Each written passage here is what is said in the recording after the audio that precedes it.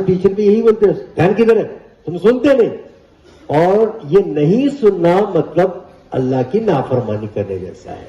बड़ों का सुनना, इसीलिए तो कहते हैं कि बड़ों को सुनना। सुनने के लिए आपको क्या साबित करना पड़ता है? सुनने के लिए देखना पड़ता है। जो कोई आपसे बात कर रहा है उससे आई कांटेक्ट कीजिए।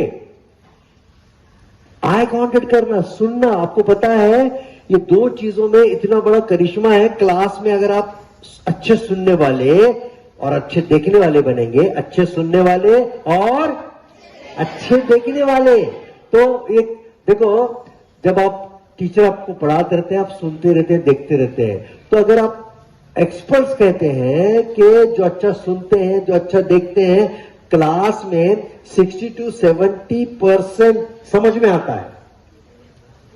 समझ में आना, ये आंखें अल्लाह ने इसलिए दी है, ये कान इसलिए दिए हैं ताकि इल्म हासिल करने के लिए हम इनका इस्तेमाल करें, तरबियत के लिए इसका इस्तेमाल करें, खुद को संभालने के लिए ये 5 सेंस दिए हैं।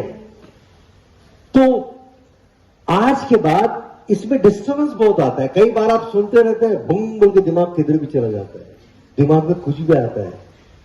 अम्मी की याद आती, घर की याद आती, खास नाश्ते में कुछ बना हुआ है वो याद आता है ना, शाम में घूमने जाना है, वो सब बाकी चीजें हमको याद आती हैं, दिमाग भटकने लगता है। तो इसको कॉन्सेंट्रेट कैसे करें, कैसे इसमें एक सुई पैदा करें?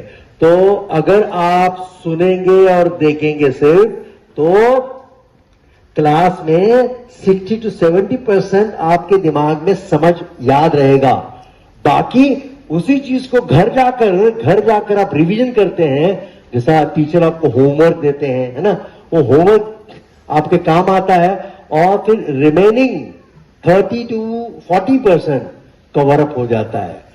और याद रखिए, 5th से लेकर 12th तक, मेरी बात जिंदगी भर के लिए याद रखिए, 5th से लेकर 12th तक अगर हम क्लास के सिलेबस को समझने लगेंगे, समझ कर पढ़ेंगे, तो यूपीएससी हो, एमपीएससी हो, कोई भी टॉप से टॉप एग्जाम हो, आप दे सकते हैं। क्योंकि इन एग्जाम्स में जितने भी कंपटीशन के एग्जाम्स होते हैं, बड़े पैमाने पे होते हैं, बड़ी बड़ी ओहदे के लिए, बड़ी बड़ी पोस्ट के लिए, इसमें जो सिलेबस होता है, जो एग्जाम्स लिए जाते हैं, 5th से लेकर 12th तक जो सिलेबस होता है, 85% 80% वही होता है।